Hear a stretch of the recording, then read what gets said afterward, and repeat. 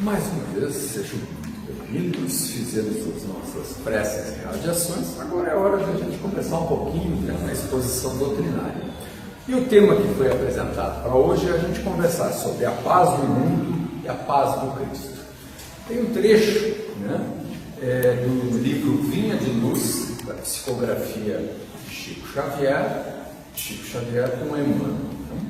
E ele deixa a primeira chamada assim: a paz vos deixo, a minha paz vos dou, não vou lá dou como o mundo lá dá. Esse é o trecho que faz a abertura do João, no capítulo 14, versículo 27. E o Emmanuel faz alguns comentários importantes a respeito dessa própria realidade. Primeiro, ele comenta dizendo assim: é indispensável não confundir a paz do mundo com a paz do Cristo. A paz do mundo, muitas vezes, não representa nenhuma paz no nosso interior, ao nosso redor. Ele diz: a calma do plano inferior, ou seja, normal, comum, essa calmaria que existe, muitas vezes não passa de estacionamento, de paralisia, de inércia, de omissão frente às realidades que o mundo nos convoca. A serenidade das esferas mais altas significa trabalho divino, ou seja, renovação, vida é aprendizado, é crescimento em todas as circunstâncias. Todos os movimentos que a vida nos sacode, nos obriga a mudar, tira do nosso conforto, tem uma grande finalidade de nos promover o crescimento, de nos trazer maior harmonia, de nos proporcionar a médio e longo prazo as necessidades e as habilidades que nós precisamos para essa vida. Olha como Emmanuel vai mostrando essa diferença entre a paz dos homens e a paz do Cristo. Na carne, nos círculos da carne, a paz das nações costuma representar o silêncio provisório das baionetas. E a gente tem visto isso. Ao longo desses últimos anos, a gente vê guerra e paz, anúncios de tratados, e em seguida, no mesmo dia, um bombardeando o outro e continua aquilo. Porque existe uma vontade política de vencer um ao outro, de destruir, de se apoderar de bens uns dos outros. Então ele diz: essa é a paz do mundo, não é a paz do Cristo. A paz dos abastados, ou seja, daqueles que têm muito, é a preguiça improdutiva e incapaz. Aquele que tem muito é o que ele deseja. A paz tão flamejada, tão desejada, é aquela que não faz nada. Eu quero ter muito para não fazer nada. Qual o crescimento? Qual o aprendizado disso? Então, a paz do Cristo não pode ser compatível com essa realidade. A paz dos que se revoltam, dos que são contra tudo, que são contra a realidade, contra as suas próprias necessidades de aprendizado, é a manifestação do desespero doentio. É gritaria, é sem vontade de se transformar, é sem vontade de aprender. A dos ociosos sistemáticos é a fuga do trabalho. Aquela pessoa que quer a preguiça, quer fugir do trabalho. A paz dos vingativos é a destruição dos adversários. Vê como é diferente a percepção da paz do mundo contra os ensinamentos que o próprio Jesus nos trouxe. A paz dos maus é a vitória da crueldade. Completamente diferente. A dos negociantes sagazes é a exploração do inferior. A dos que se agarram às sensações de baixo teor é a viciação dos sentidos. A dos comilões é o estômago cheio, embora haja fome espiritual na alma. Não te esqueças de que a paz do mundo pode ser muitas vezes o sono doentio da alma. Esse é o alerta que o Emmanuel faz, de nós entendermos que muitas vezes, quando nós desejamos a paz, talvez a paz do mundo seja o grande queda, o grande prejuízo da nossa própria existência. Para muita gente, a paz tem que ser mantida à base da força. Como eu vou desejar a paz com a força. E a gente diz, a paz tem que ser armada. Não. A paz armada já é a paz desejando que haja conflito. E se houver conflito, eu levo vantagem. Eu já preparo o espírito para uma luta sem fim. Os tratados de paz dos homens não é paz. São conveniências políticas para postergar, para ganhar vantagens, para se situar melhor nessa luta. A paz então reclama de nós justeza de propósito. A paz tem que estar sempre buscando a justiça para poder realmente se adequar à vontade de Deus. Nós precisamos, sem dúvida nenhuma, justeza de propósito, querer fazer o que nos compete, cumprir com as nossas obrigações, poder para depois realmente desfrutar dos benefícios desse crescimento.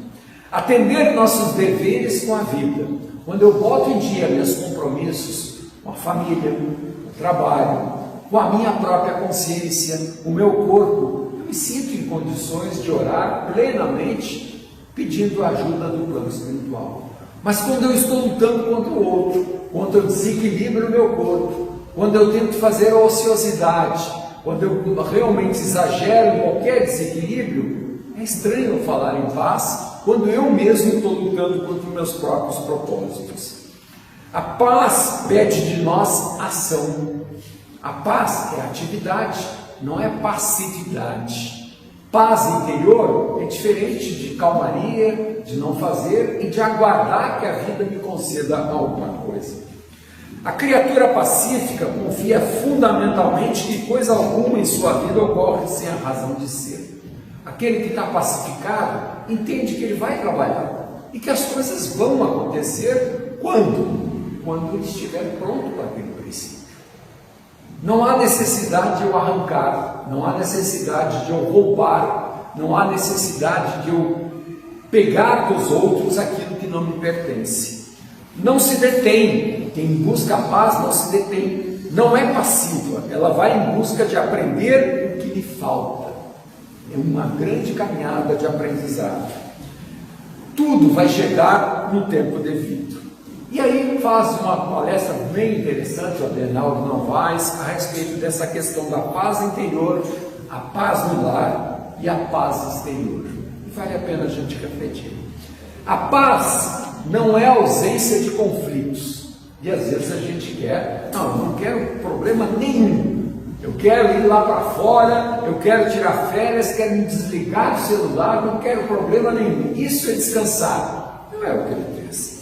É o resultado da valorização do que temos em comum na conciliação dos interesses. Vamos imaginar que eu estou em dificuldade com uma pessoa e eu preciso fazer paz. Então eu não preciso vencer o outro. Eu não preciso mostrar o que ele está errado.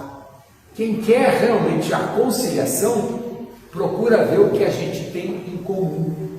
Aquilo que nós concordamos.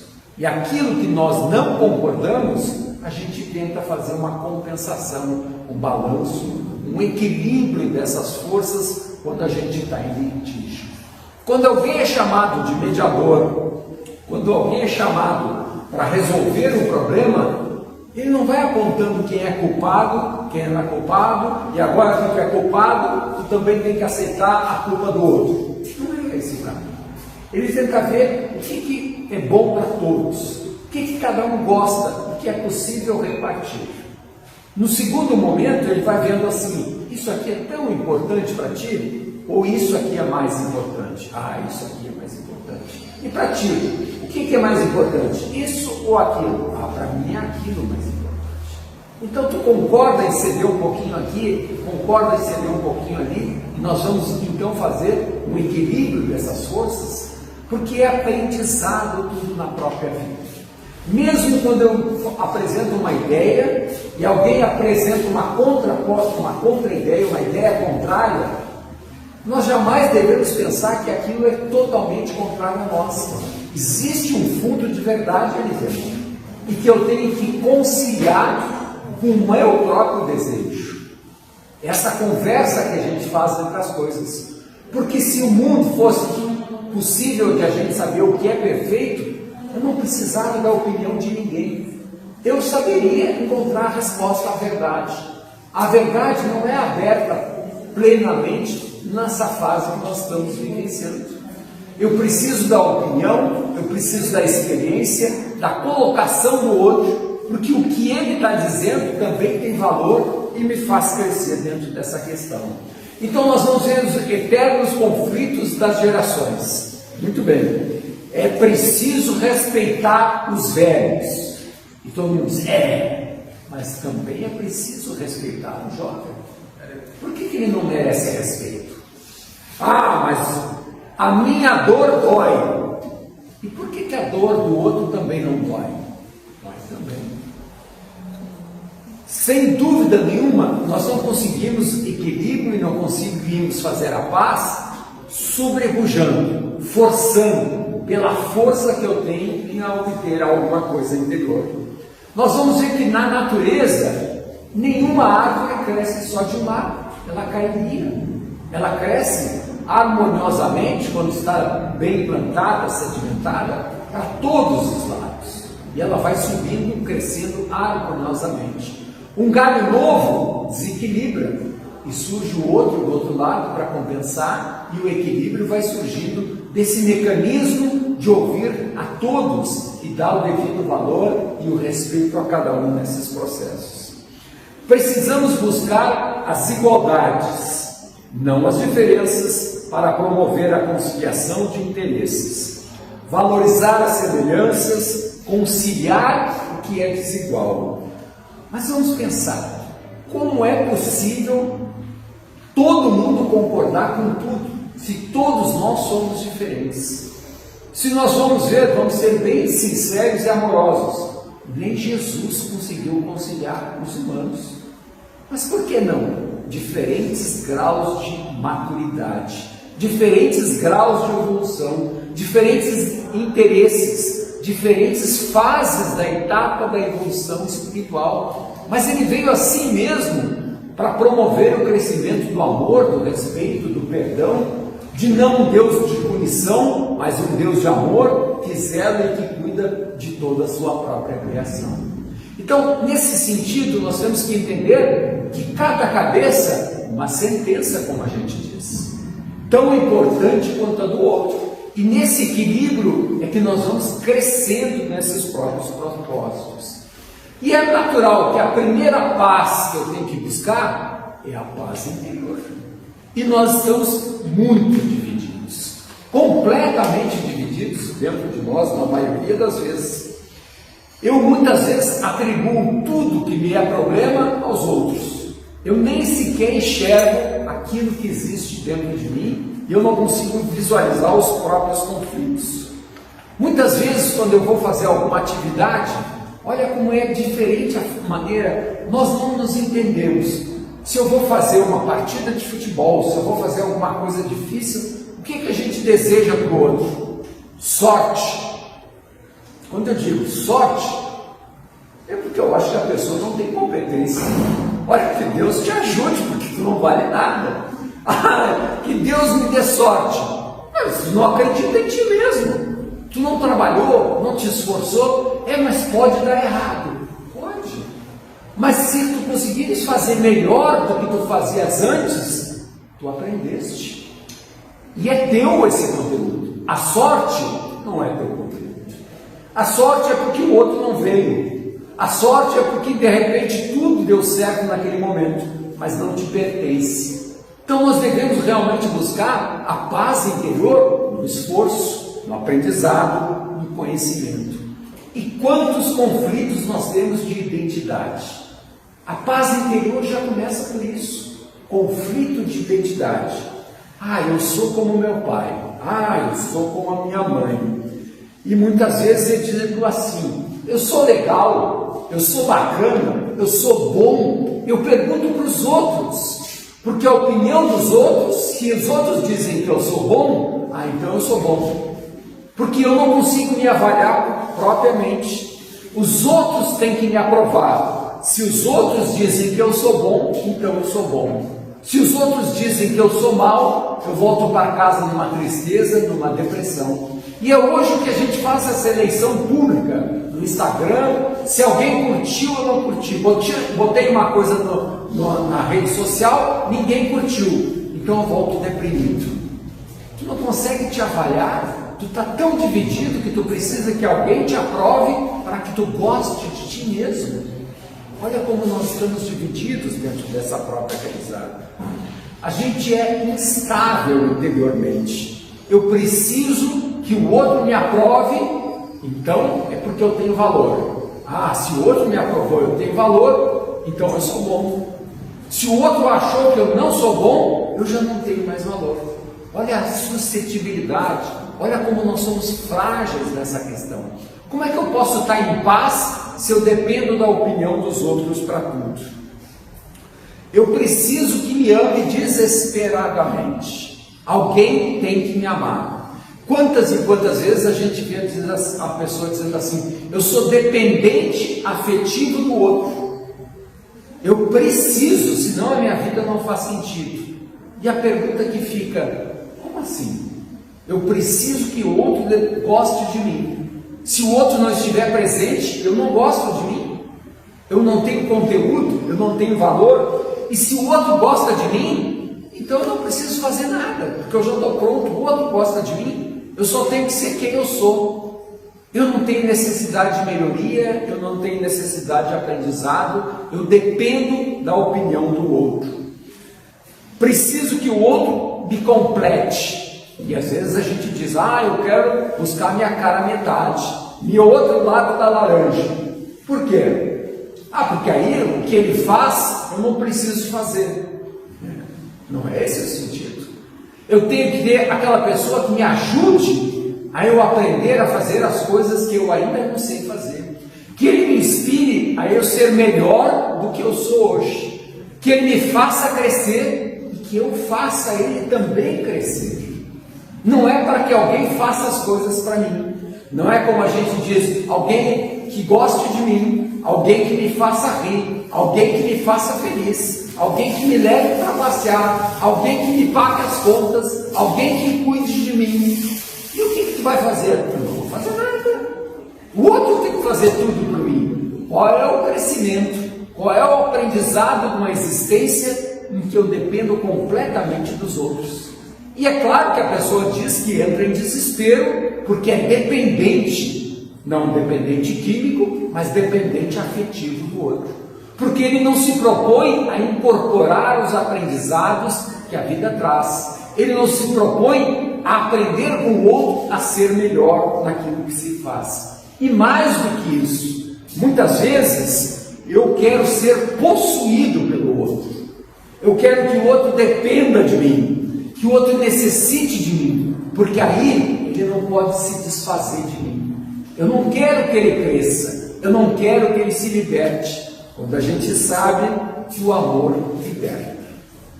Então veja como nós estamos divididos. Eu desejo o outro, mas eu não quero que o outro cresça, porque se ele crescer demais, pode ser que ele se interesse por outra pessoa, e aí eu fico para trás.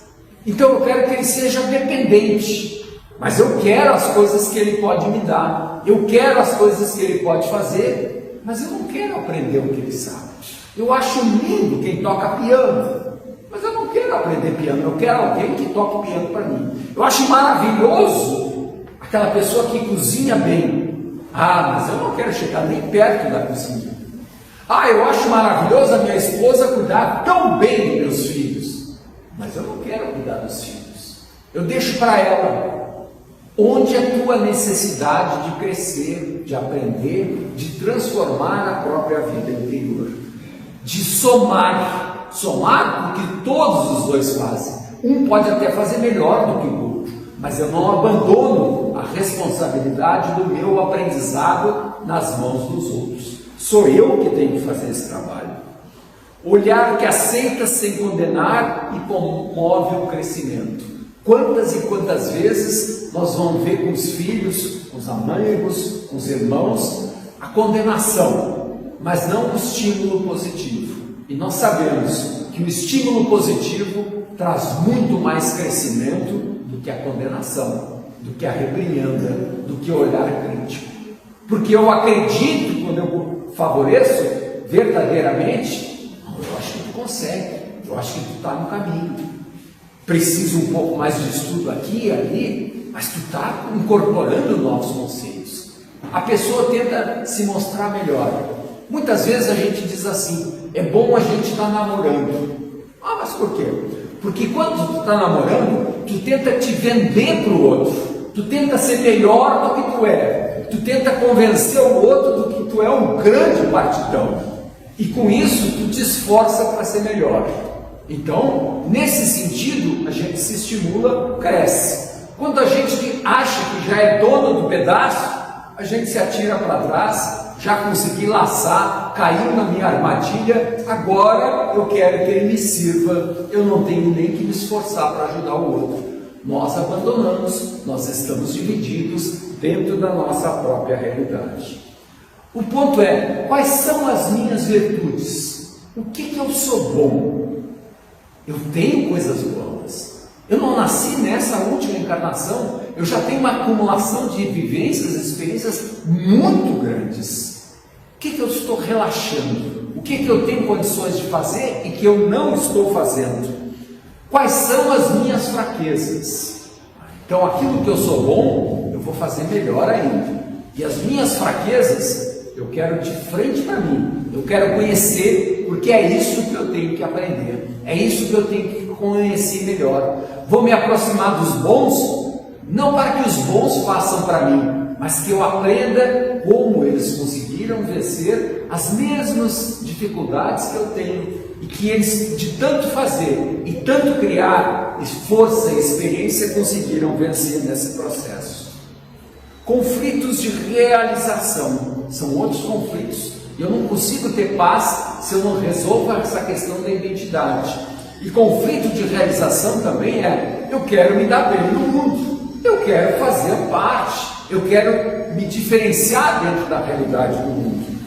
Existe uma tensão interna dentro de nós de ganharmos valor, de ganharmos reconhecimento. Naturalmente, nós temos um complexo de inferioridade.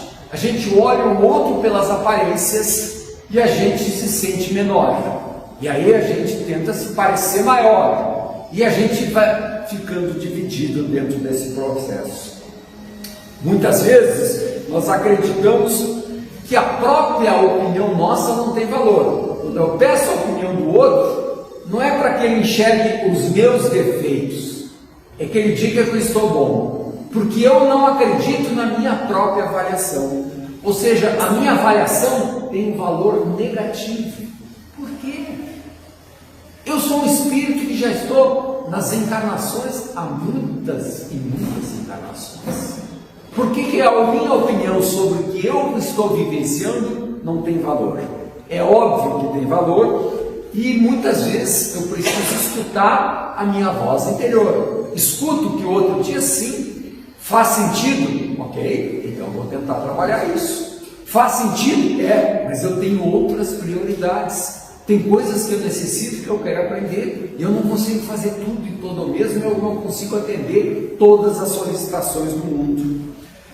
Muitas vezes a gente cria expectativas altas demais para nós. Nós botamos divisões dentro de mim. O bom é quando eu for fazer assim, e aquilo está muito longe do presente. Eu vou chegar naquela etapa, mas está longe, e eu não consigo apreciar, e eu não consigo me consolar, eu não consigo me alegrar com os pequenos passos que eu estou fazendo a cada dia nesse progresso. Então, de alguma forma, também existem chamamentos interiores, chamamentos exteriores. E é o que a gente diz: a paz interior, a paz na família e a paz em todas as coisas que nós fazemos. E essa é a luta que Jesus nos convida a fazer, para que realmente a gente busque a paz de Cristo, não a paz do homem que tenta buscar no outro aquilo que ele não quer fazer. Ele tem que se trabalhar, se explorar, se melhorar. Você acha que a paz do mundo vai acontecer sem a paz dentro de nós? Dificilmente. porque eu estou fervilhando. Quando a gente às vezes conversa com alguém, a pessoa diz assim: eu estou precisando falar porque eu estou muito ansioso, eu nem consigo me segurar. Como assim? Eu não consigo conviver comigo, então eu preciso que outro fale comigo para me chamar a atenção para fora, porque eu não consigo estar dentro de mim. Eu tenho tanta vontade de tantas coisas que eu não sei o que é melhor, e eu caio em tristeza e em condenações dentro da minha própria realidade. A pergunta que muitas vezes a gente faz: qual é o melhor lugar do mundo? E a gente vai dizer: o melhor lugar do mundo é na Bahia. O melhor lugar do mundo é lá naquele lugarzinho especial que uma vez eu tive. O melhor lugar do mundo tem que ser onde eu estou, dentro de mim, onde eu durmo, onde eu me aconchego, onde eu estou tem que ser o melhor lugar do mundo, onde eu vivo tem que ser o melhor do mundo. E de certa forma nós temos que começar a trabalhar a nossa paz dentro de mim, dentro da minha família. Mas lá só tem gente complicada. Esquece o problema de gente complicada. A gente complicada significa que tu não tem habilidade para trabalhar com aquelas pessoas. Tu só sabe reagir de uma maneira. Tu tem que criar novas habilidades. Mas que habilidade? Aprender a conciliar. Tu enxerga o bem no outro? Não, o cara não tem bem nenhum. O cara é uma mala sem alça. É só problema. Pois dá para perceber que quem é o problema é tu. Porque de verdade tu não enxerga o bem em nada. Então começa a perceber que o outro tem bem e que se ele está convivendo contigo, ele tem algo a contribuir. E quando tu conseguir incorporar o bem do outro, juntar e os dois crescerem, vocês fizeram a harmonização, não só interior, mas a harmonização da família nesse processo. É comum, e duvido que alguém diga que não fala mal dos outros. Nós falamos mal até de nós mesmos. Tu diz: eu não vou conseguir fazer isso, não tem jeito. Eu sou bem difícil, mas eu sou ruim, tipo assim, eu sou ruim de habilidade física, eu deixo tudo cair. Nós falamos mal até de nós. E eu até ouvi algum comentário que diz assim: se junta um monte de homem, estão falando mal de alguém.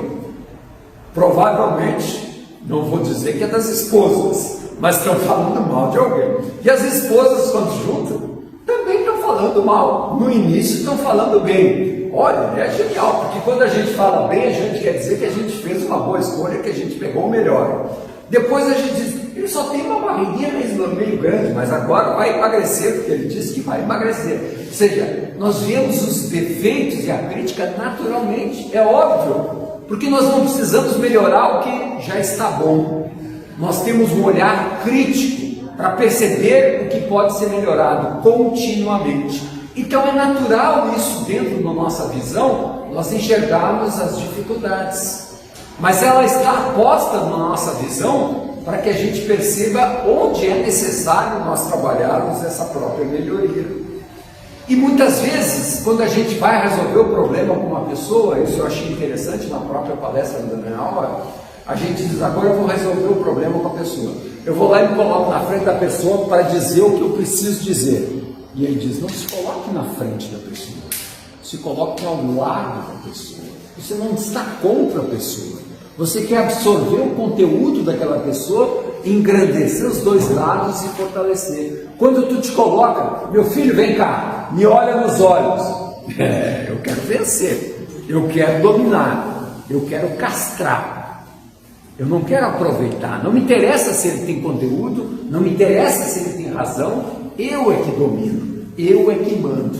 Sou obedecido e sou odiado. Não tem paz dentro desses ambientes. Então a mensagem do Cristo é para todos nós. A cada momento que a gente vivencia, nós ficamos necessitando do outro para evoluirmos. O Evangelho, o Livro dos Espíritos já diz: embora possa se sobreviver sozinho, não se consegue evoluir sozinho, porque eu não enxergo o todo, o outro enxerga as coisas que eu não enxergo. Eu tenho que trazer parte dele para dentro de mim, do meu olhar, do meu jeito, e ele vai levar do jeito dele, e nós não vamos ser iguais, nós vamos ser diferentes, que se complementam, que crescem a própria obra que nós estamos fazendo. E nós também brigamos muito com os nossos próprios comportamentos. Tem coisas dentro de mim que eu não gosto. E aí eu fiquei prestando atenção quando ele falava nessa questão. E a gente às vezes diz, eu tenho que acabar com esse mal dentro de mim. Quando eu me acho mal, é ruim, não está bem isso. O que é o mal? Esse comportamento não é adequado, ou é adequado. Adequado para quê? Para os objetivos que eu quero atingir na minha vida. Então não tem um mal e um bom, um bem e o mal. Eu não estou em luta de bem e mal contra mim mesmo. Eu tenho um comportamento ajustado ou não ajustado àquilo que eu quero ser. Mas não destrói quem tu és, porque tu não vai chegar a lugar nenhum. Eu construo e destruo, eu fico parado. Então eu tenho que reconciliar, eu tenho que pegar as ideias que aparentemente são antagônicas e ver, mas por que essa ideia aqui, que é contrária, eu levo ela em consideração? É porque ela tem algum conteúdo bom. Sim, mas do jeito que vem, não é bom. Eu tenho que ajustar. E é isso que pede sabedoria, esforço, que exige muitas vezes a busca do conhecimento novo, que busca a inspiração, que busca na prece, que busca nos livros, que busca no amigo. Como conciliar o que parece inconciliável? Nós vivemos nessas dificuldades, nessa briga interior. E eu só vou conseguir enxergar a paz no mundo quando eu tiver a paz dentro de mim. Quando eu olhar para o mundo e eu enxergo possibilidades de reconciliação. Aliás, eu posso estar dividido, posso não estar em paz, mas uma situação de briga lá fora, eu olho e digo, não, mas isso se resolve. Esse problema deles, eu já conciliei dentro de mim. E eu posso semear a paz onde eu estou vivendo, dentro do meu lar, dentro da minha sociedade, dentro do meu trabalho, da minha escola. Eu posso semear o bem onde eu estiver, porque eu também tenho conteúdos nesse sentido para promover a paz no ambiente que eu estou vivenciando. Quando eu entro numa competição, eu não deveria querer derrotar o outro. E é assim que a gente pensa. Eu devo querer fazer melhor aquilo que eu venho fazendo, não a derrota do outro. Não é isso, eu não estou ganhando de ninguém, eu estou me transformando. Porque na verdade, se eu for jogar uma partida de futebol, e eu jogar com uma criança que mal está iniciando a jogar futebol, eu vou ganhar. Mas eu fui melhor do que eu?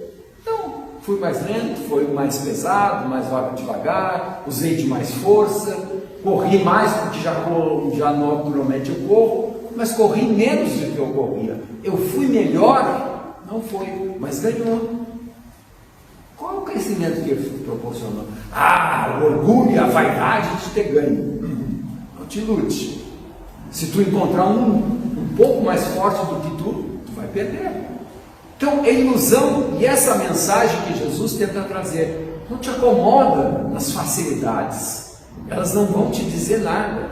O melhor é tu trabalhar e entender que os problemas e as dificuldades não vêm para nos derrotar, elas nos vêm para nos estimular ao crescimento. Se eu aceito a dificuldade e entendo que é uma possibilidade de eu sair muito melhor do que antes, então eu vou crescer. Se eu acho que aquilo veio para me machucar, que Deus não olha para mim, que é uma injustiça, eu estou transferindo para Deus, estou transferindo para o outro, estou transferindo as responsabilidades para o outro. E se a responsabilidade é do outro, eu não tenho nada para fazer, eu não tenho culpa, eu fico igual. Mas quando eu entendo que o problema é a minha falta de habilidade, a minha falta de capacidade, eu vou fazer um esforço para ir ao encontro, para melhorar aquela realidade e para transformar. Você não tem oponentes no outro. Seja dono do seu destino. E quantas pessoas colocam o seu destino nas mãos dos outros? Eu atendo muitas vezes ali no CVV e muitas vezes a pessoa diz assim: como é que vai a vida? Eu estou esperando Deus escolher um amor para mim. Aí eu até brinquei com ela, Deus já te deu a vida, quem escolhe o amor é tu.